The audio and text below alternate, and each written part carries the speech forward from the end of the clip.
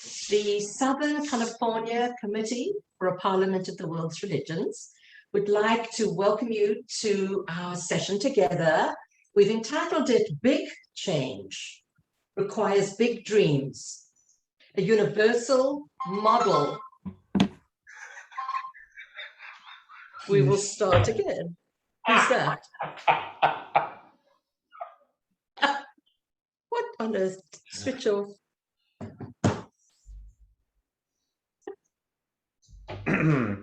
And take two.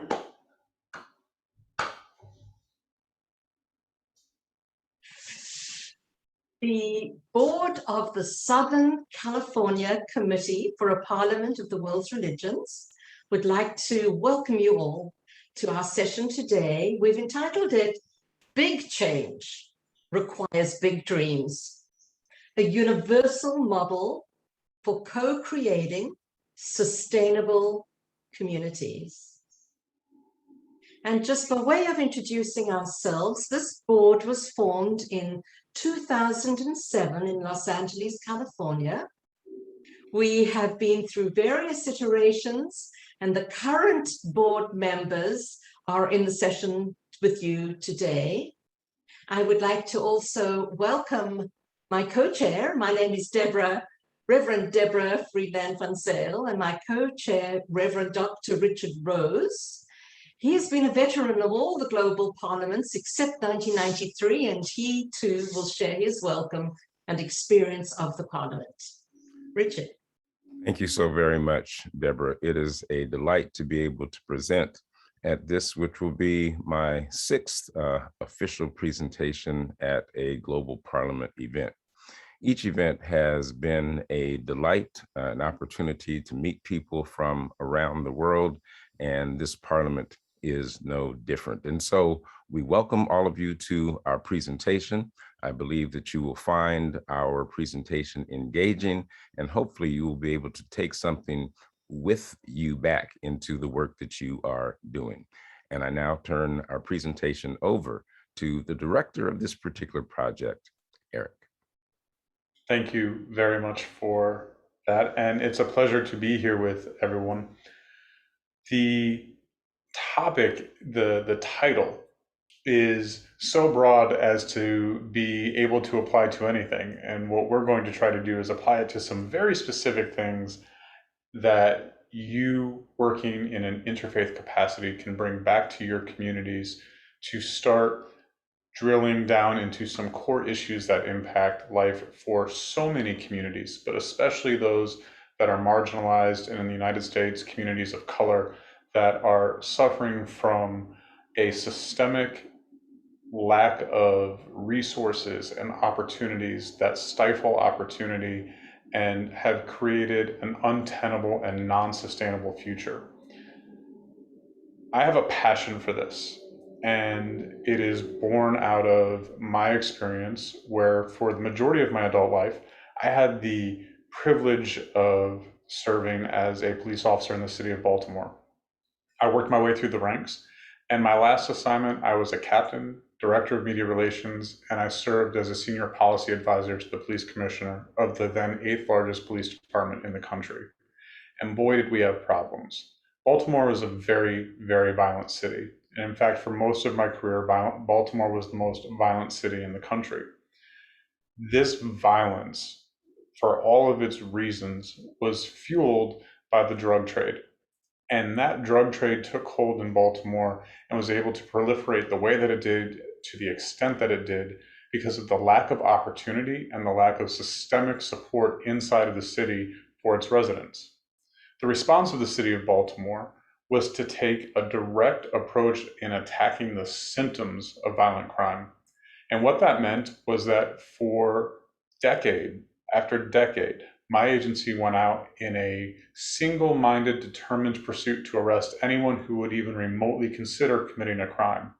And that's not hyperbole. In 2006, my agency went out and arrested 110,000 people out of a city of 650,000.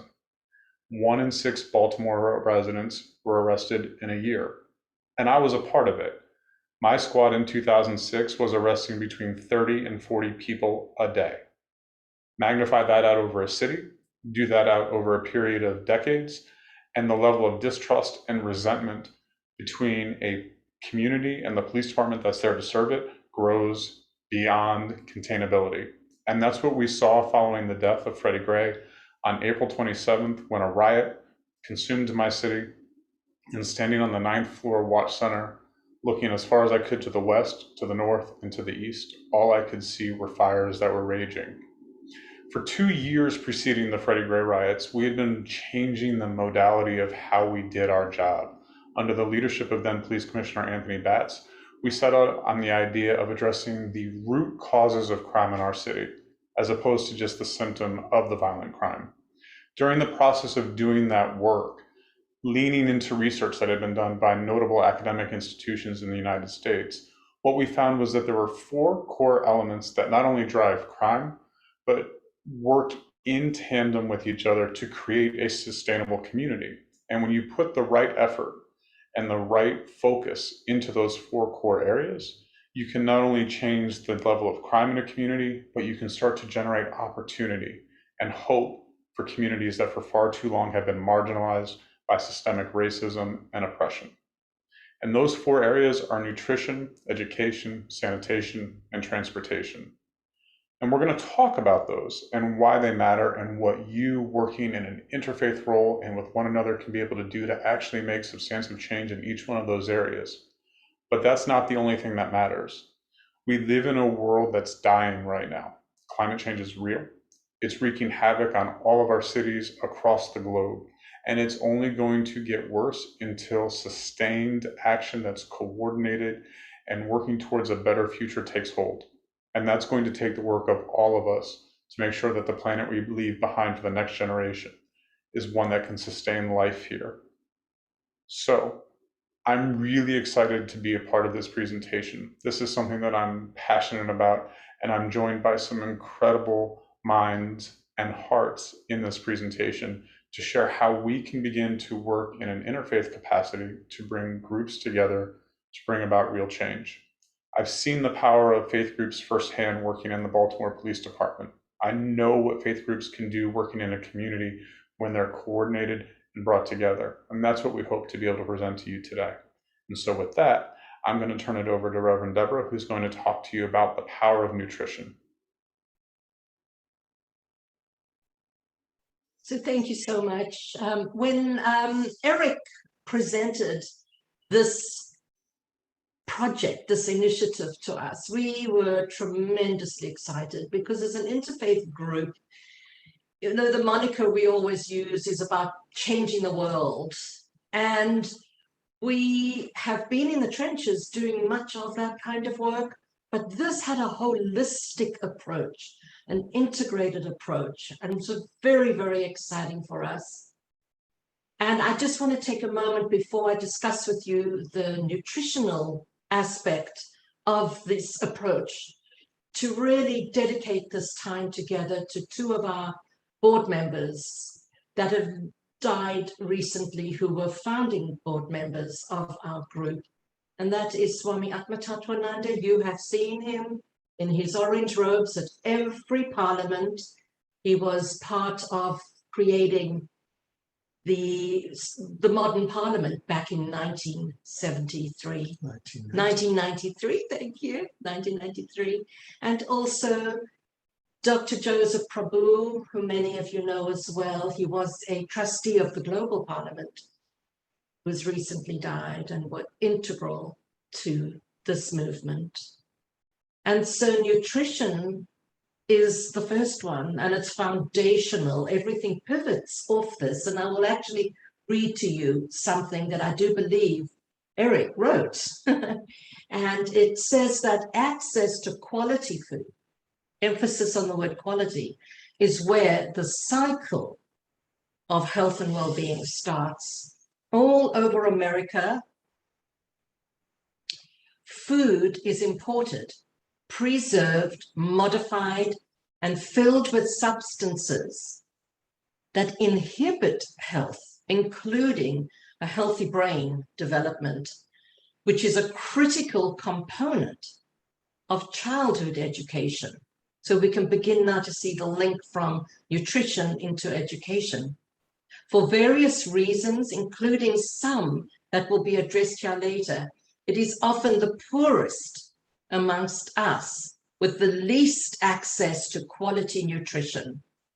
So poor nutrition then leads to increased healthcare costs, behavioral issues, learning deficiencies, and a host of other challenges. Communities need to invest in locally sourced, locally grown, diverse supplies of food. And this is where it gets to be very exciting for an interfaith community. Certainly through our churches and through our different organizations, we can begin to really dive into the various ways that we can apply this research. And so some of the ones we began brainstorming was to emphasize that to improve nutrition can then improve brain function. And nutrition then, as has been said, impacts on our behavior, and our behavior then impacts on the environment. So the quality of this nutrition then can impact on learning. And these test scores, for those of us who believe in test scores, and statistically 23.5 billion people live in food deserts. And so here are some of the ideas that as a community, including all of you here, not just our local California-based organization, is that we can start promoting mobile gardens. We can also do vertical gardens, so there's no excuse for no space.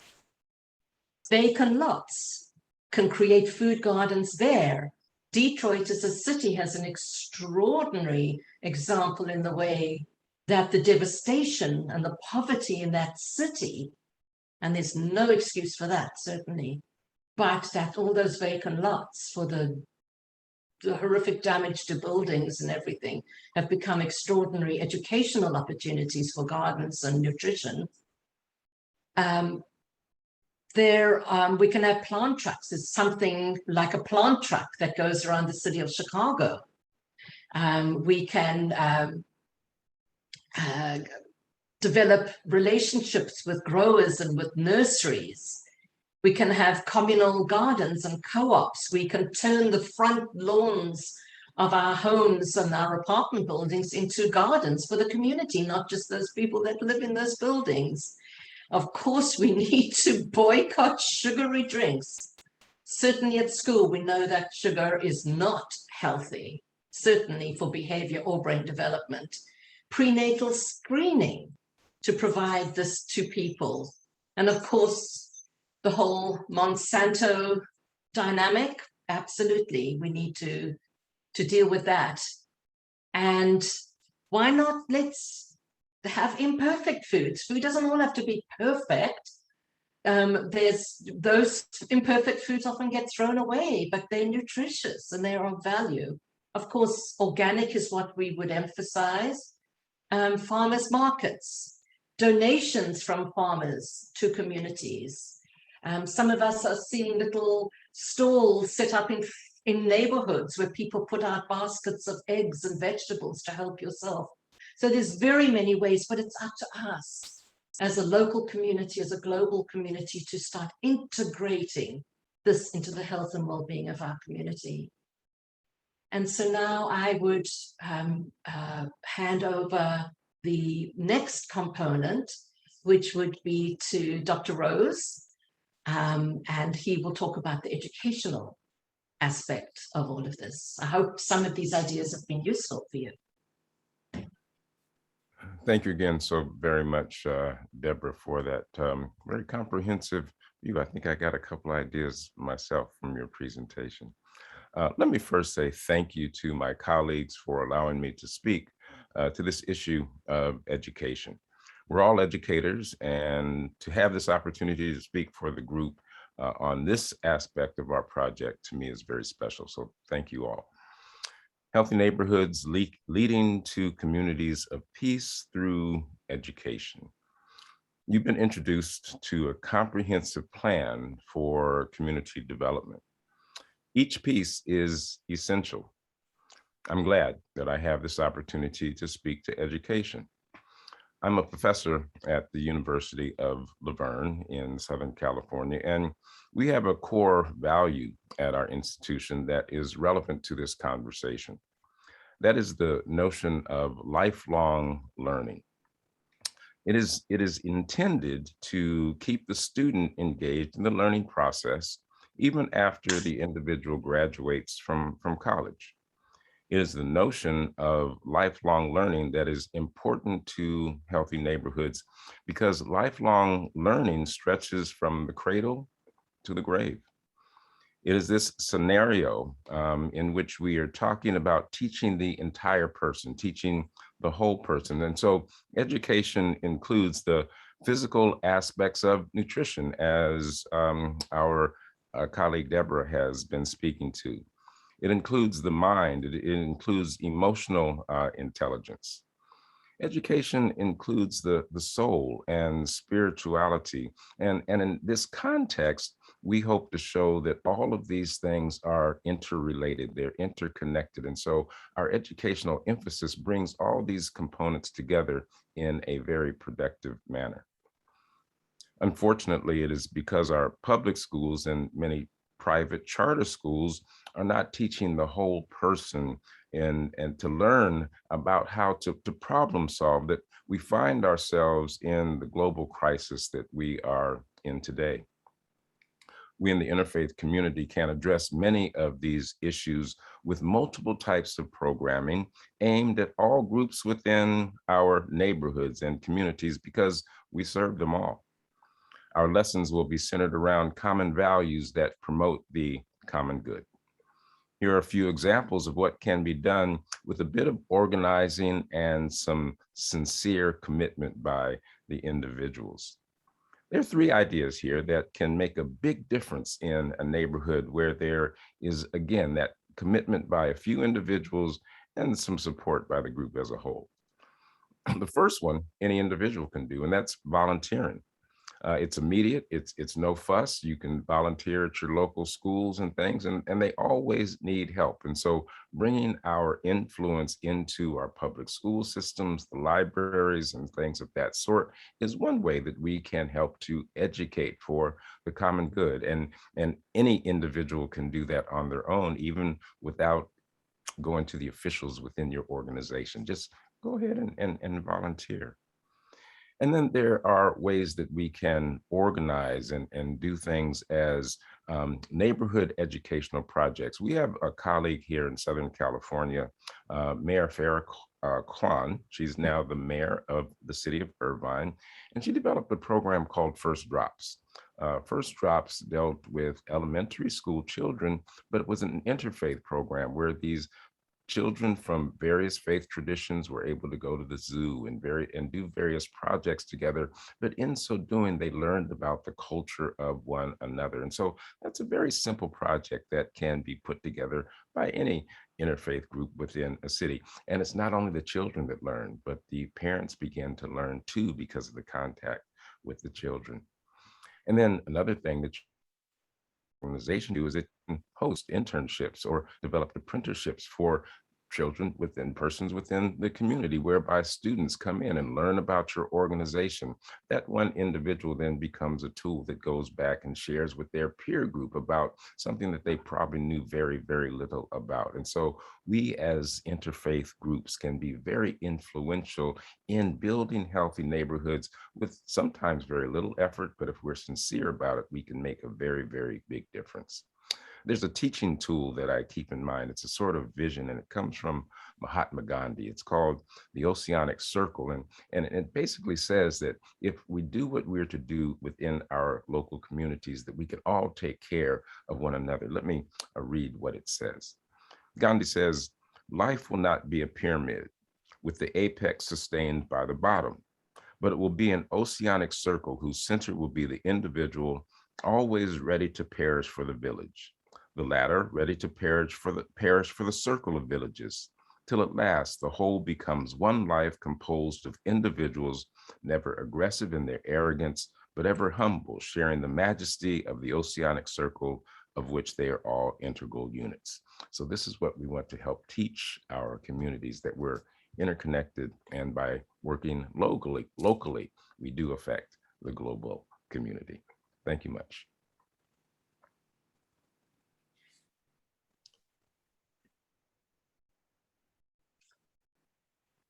Hi, I'm Reverend Andre Van Zyl, and I have chosen the topic of sanitation to speak of. And we all know what we feel like when we are driving through neighborhoods that are lacking care, where there are few trees for shade, where the alleys are congested with trash, and the yards not cared for, broken buildings, shabby buildings. We can see the evidence of a marginalized community. And since we live in this culture of a hierarchical virtue,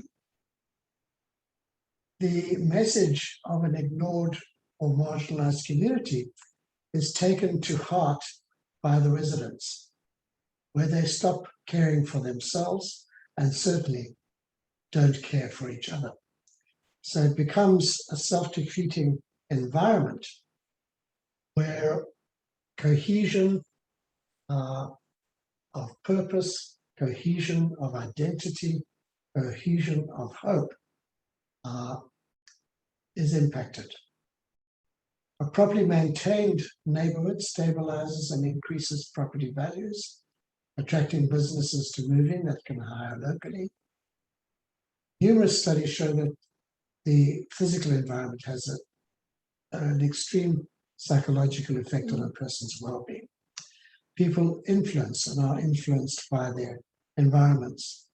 Crime is directly related to areas where decay and lack of care are rampant. Trash accumulation attracts rodent infestation and provides a place to hide illicit substances and decreases an area's overall economic value.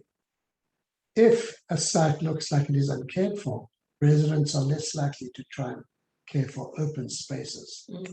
CPTED, crime prevention through environmental design, demonstrably indicates that cleaning streets and alleys, plants and flowers, good lighting, all decrease crime incidents.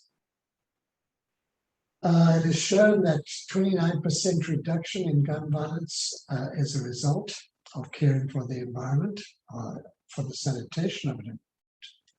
22% decrease in burglaries, a 30% drop in nuisances like noise complaints and illegal dumping, and 58% of residents reported feeling much safer. So I think we can all see how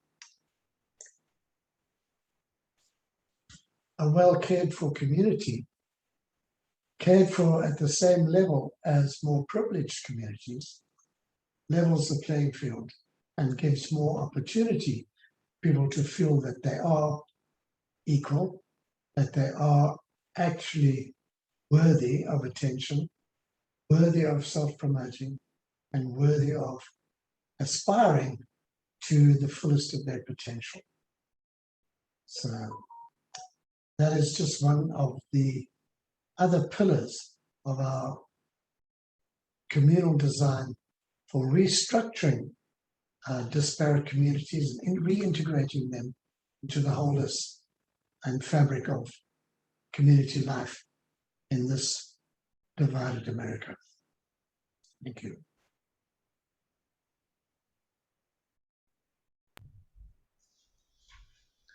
So Nothing gets people more excited, and nothing makes for a better telethon than transportation issues. The reality is that for most people, transportation isn't something that you think about day to day if you have it. If you have a car, you don't think about the struggles of those who don't. If you have access to walkable communities, if you have access to ready, reliable, affordable, and consistent public transportation, it's not that big of an issue. The fact is, though, that in this country, the majority of people who are reliant on public transportation don't have access to high quality, reliable, consistent, affordable public transportation. And there is a direct nexus between what our public transportation routes look like today and what segregation and redlining looked like in the 1950s. And I want to say that again. Our public transportation models in city after city can draw their outlines, their maps, their routing directly from 1950s segregation and oppression. That's a problem for any community that's trying to better itself and its identity, when the method that you go and seek your education, the method that you rely on to get to a high quality job for opportunity, how you get to the grocery store, how you bring in people to help clean those alleys and plant trees and flowers, when the very method by which all of those things are done and that we move ourselves around is rooted in a system of oppression, it leaks through every aspect of the day-to-day lived experience. On top of that, the public transportation in our system, the public transportation systems in our communities are so outdated and outmoded that they often add as much as 45 minutes to an hour to an individual's daily commute. That's 5 hours a week additional that someone is spending commuting because of the ineffectiveness of our public transportation routes. And of course, like all things where there's a system of inequity, those who are the most economically disenfranchised, those most reliant on public transportation, have the largest impact of the extreme cost of public transportation in the majority of communities. These issues need to be tackled systemically, and they need to be done through governments. However, interfaith communities have a tremendous role to play in the future design of transportation in their communities. And there are things that can be done right now. To paraphrase from Dr. Rose, you can do minimal effort or a whole lot of effort, and there are things that you can do right away. The first is that communities need to begin to have a conversation about what long-term public transportation looks like. Across the world right now, we're seeing cities invest in the idea of walkable communities, moving away from combustion-powered transportation as a means of getting from point A to point B to get things done. And the added advantage of investing in walkable communities is that there is a corollary effect of environmental care with that. That's a long-term planning conversation. Right now, in communities all across the United States, there are people who are looking to go to their next job interview. There are people who are trying to find a way to get to a better paying job, and they need rides. Faith communities can organize ride shares, drop-off locations for carpooling. That's something that's really, really easy to do. There can also be message boards and the opportunity for people to put in requests for long-term rides to doctor's appointments or to grocery stores.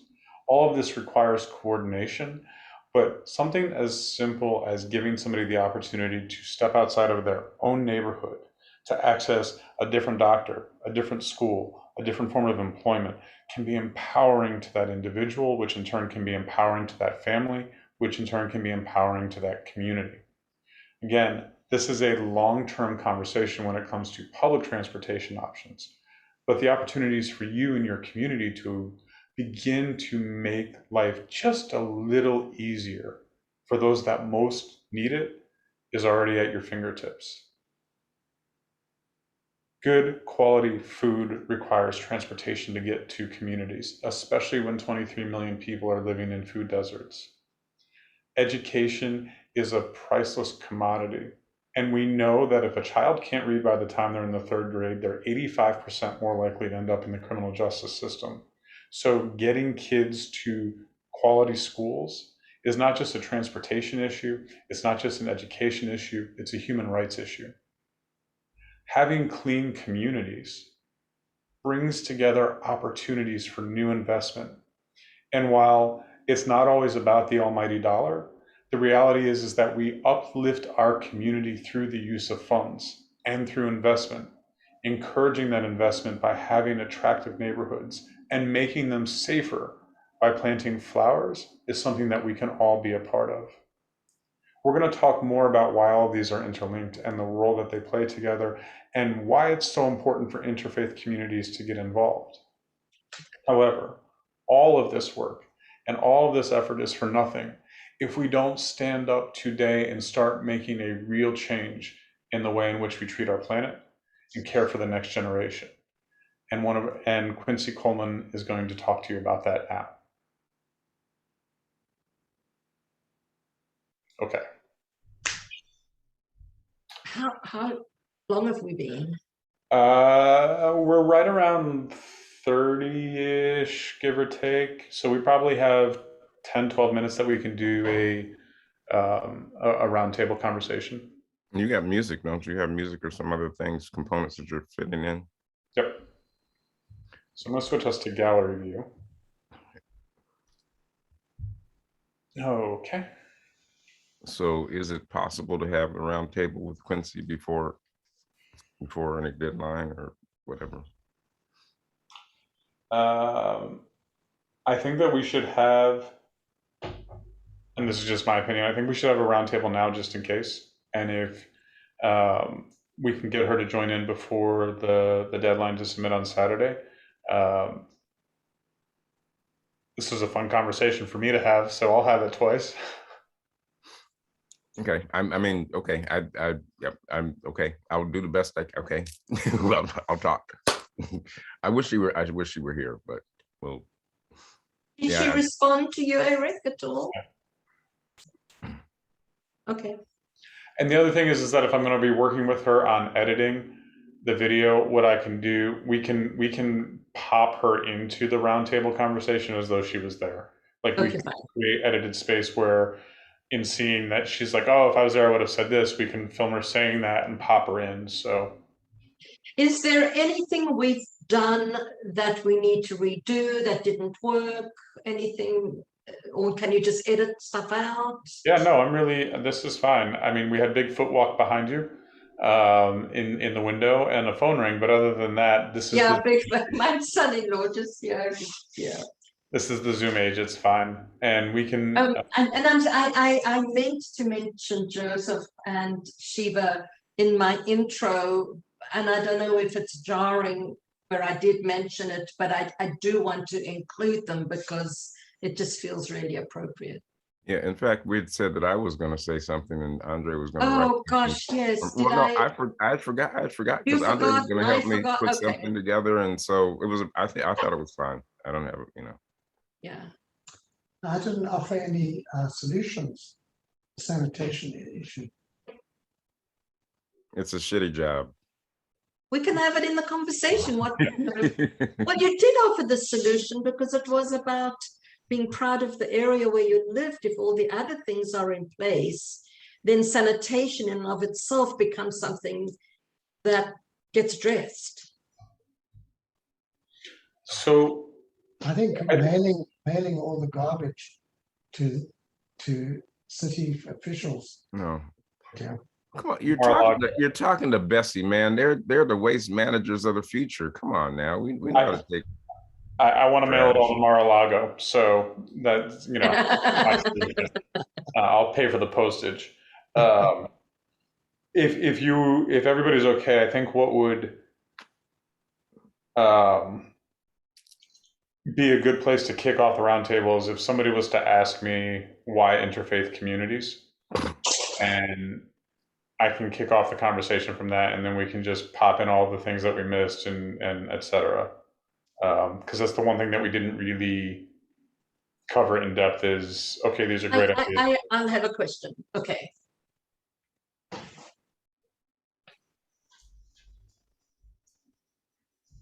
Makes editing so much easier when there's rapid movement like that. So if we were to reflect together now on the second part of our title of this conference, obviously the content of what we've just discussed is the big change, the systemic change that we all desire. You have to think big. So how do we then draw it down to our interfaith communities? We've called it a universal model for co-creating sustainable communities. And it would be wonderful to hear maybe from you, Eric, why you feel this is so pivotal and essential for our interfaith communities.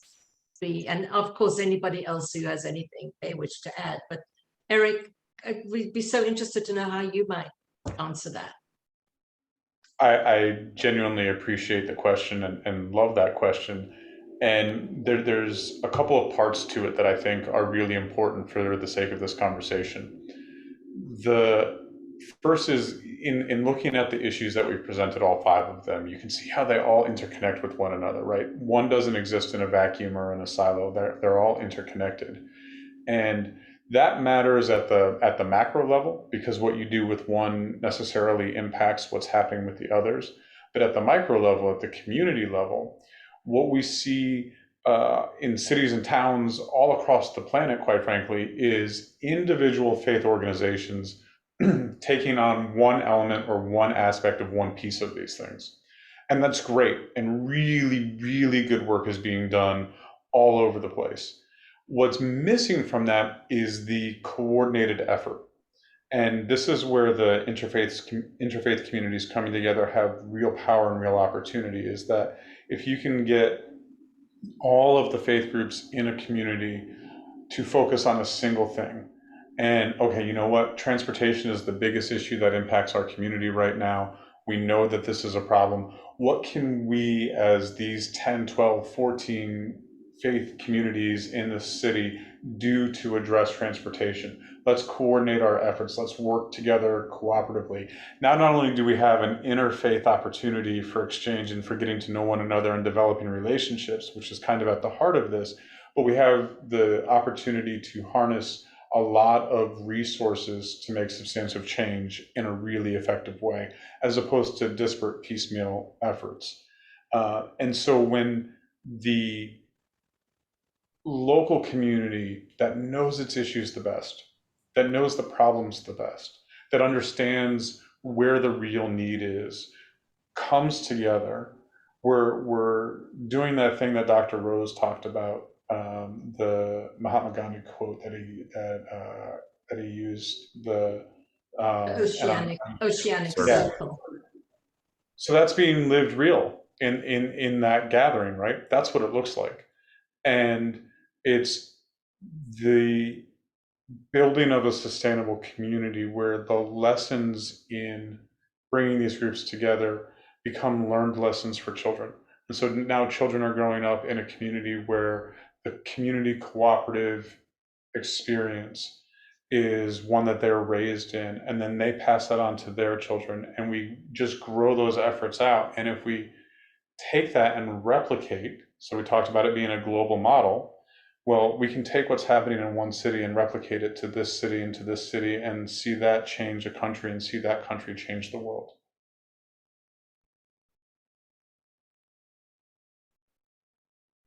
The thought comes to me that where there's a will, there's a way.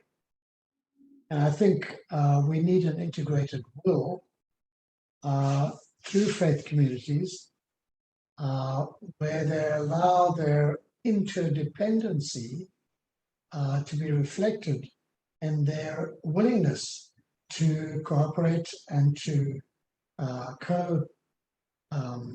direct this initiative, this neighborhood saving initiative, as a coordinated plan for city-wide revival, city-wide reclamation of human dignity, and allowing true democracy be reflected in that effort?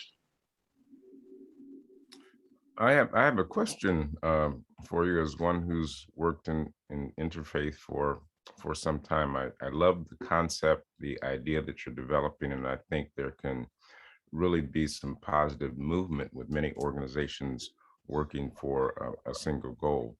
My question has to do with the other groups that may not have transportation as a part of their core value. Where do they fit in if the movement of the city is in one direction? Are they no longer players in the interfaith game? Bless the communities that transportation isn't an issue, and would that was the case for every community, because it is so pivotal. But then again, all of these issues are pivotal, and so what we look at is these are for quasi-systematic structures that exist in societies, and then we add the sustainability tree component to it. And if a community has done such a great job of addressing one of those core issues, you know what, they've cleaned up their entire community, it's pristine, it's spotless. You can take your freshly grown avocado and eat it on the sidewalk because sanitation is no longer an issue because of, you know, weekly community cleanups, whatever it is. Then it's taking all of that coordination and all of that work that's been done to build relationships, excuse me, and now focusing in on education, or focusing that lens on sanitation or transportation, on one of those core areas to build the solutions. And then when you get to the point where you've addressed all four and you've planted all of the trees that you can possibly plant, it's speculative because I don't think any community is there yet, but certainly other issues will draw their attention. The important thing, though, is that the structure of the interfaith communities working together has been built, and the relationships have been forged, and the experience of being in communion with one another to actually bring that global change about is manifest in a daily manner is really, really important. Thank you.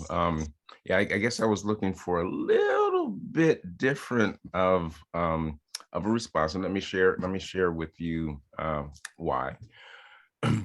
And say the transportation issue is still an issue, and you have 5 organizations within that interfaith group that are equipped to deal with that. But one group, just transportation just isn't their issue. Oh, I see what you're saying. So and so it's that group that I want to still remain involved when they say, but transportation is not our thing. So I'm hoping that we can open up space to make sure that that group that does not have the tools for what the larger group is are still engaged. Yeah. I'm sorry that I misunderstood your question. That's okay. I like your answer. I did too. There's a couple of things with that. Not all of this is going to be everybody's bailiwick, right? There's a lot here. There's so many moving pieces in this. And the hope is, one, that there's an opportunity. You know what, if transportation isn't your thing, start tackling the education component, start tackling the nutrition component. Having said that there's always other work to do. There's always people in need. There's always something that can be done and can be coordinated. The hope is that every community of faith recognizes that all 5 of these issues are not independent silos. And that's the problem that we run into today, is that I'm sure all of the people watching this right now can point to their faith-based organization and say, we do a food drive, we do a neighborhood cleanup, we have a rideshare bus that goes around and picks people up, we have after-school programs and tutoring programs and volunteers. Those are common programs that lots of faith groups have. What's missing is the coordinated effort. And that's at the heart of this. is multiplying the resources that you can bring to bear on a situation for both the systemic changes that need to take place in the civil structure, but also just the number of people that you're able to reach and the power that you can bring to those efforts in a coordinated fashion. I like that response better, because now when that group says, well, that's not something that we do, then I can ask them, what do you do? And then they respond, well, let's organize that, and we can go with that. Okay, gotcha. The question that kind of stirring in me then is the how. How do we then coordinate these efforts so that we don't remain in these separate silos, but also to preserve and safeguard the vision of our interdependence, that we're interlinked, so we don't go down the road of power, control, ego, all that stuff that can come into the dynamics, so that we really maintain the visionary aspect of this and yet keep it very grounded and practical. So that how part for me then becomes the essential, the fulcrum of this working, because I love the holistic vision of all of this. That to me is where the success, the sustainability hinges on this holistic, integrated aspect of this. I would be really curious for us to explore how that might manifest. The devil is in the detail. The how is, it's the magic that brings this all together. And the importance of local communities in this can't be overstressed, because I've worked in, over the last 6 years, I've had the great privilege to travel.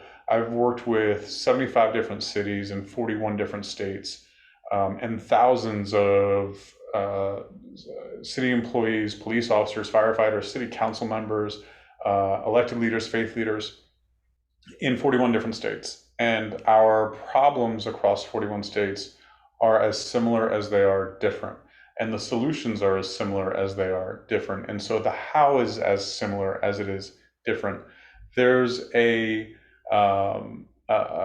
guiding sort of quote that, if I can read, that I absolutely love, and it sort of underpins the efforts behind this. And it's from the Dalai Lama's book, Ethics for a New Millennium. And he says, "May I become at all times, both now and forever, a protector for those without protection, a guide for those who have lost their way, a ship for those with oceans to cross, a bridge for those with rivers to cross, a sanctuary for those in danger, a lamp for those without light, a place of refuge for those who lack shelter, and a servant to all in need."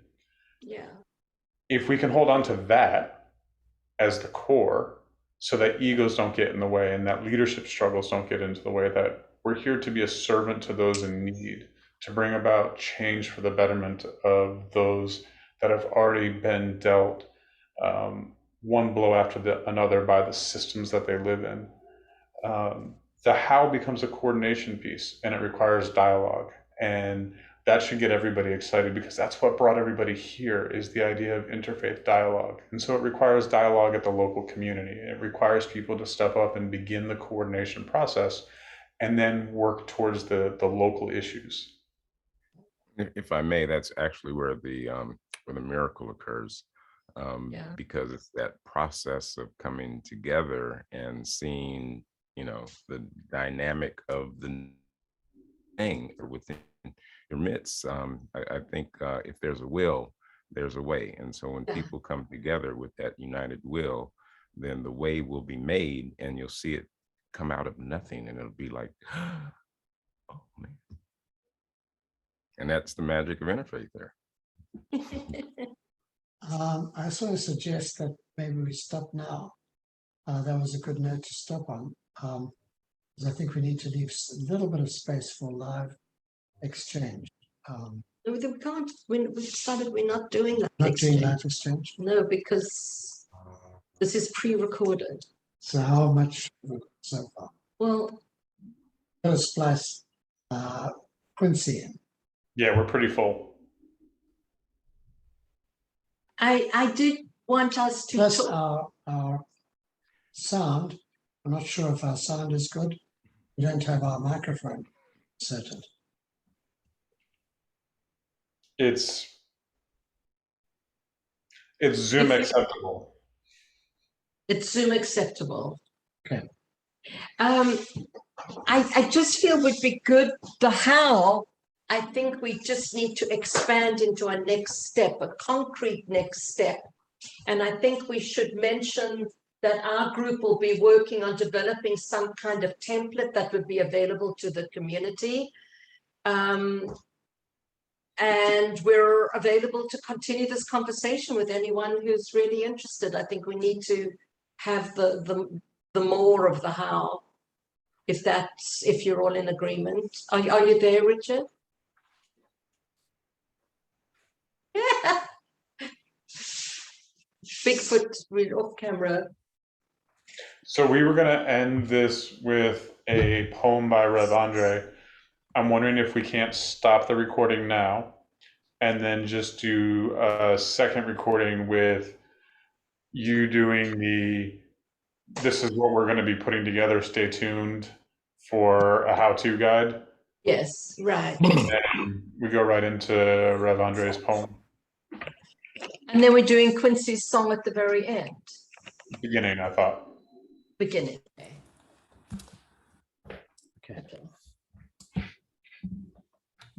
Are you guys okay for presenting to the Cobb folks on November 2nd? Absolutely. Yeah. Are you, Eric? Are you over the hump? Yep. Okay, well, I'll just go ahead and confirm. I'll confirm that then. And we can do any portion of this or whatever. And we can talk about that more later. I'll just give them the date of November 2nd. Do we know what time it'll be? 10 o'clock. 10 o'clock. In fact, they're meeting now. If you want to tune in any Tuesday, 10 to 11:30 is the format, just to kind of see what it's like. Usually the presenter goes for 40 minutes or so, then it's open to questions. Basically. There's what, 30 to 40 people online, Andre? Usually. Yeah, about that.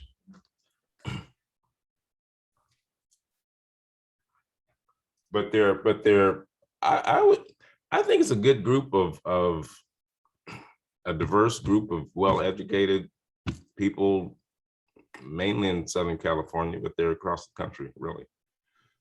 So it's a good group to be able to present to. The Cobb board has just secured 2 additional academicians as board members, Mary Elizabeth Moore and Catherine Keller, who are pretty still. When the University of Laverne challenges the academic standing of what it is that we're doing, Yeah. I got a couple heavyweights I can throw their way. Oh, good. There you go. I mean, based in our major, there's no way they can question what it is that we're doing. I mean, we have to change the name. It'll be applied process studies or integrated ecology or something of that sort. But Eric, that doesn't bother you at all, does it? No.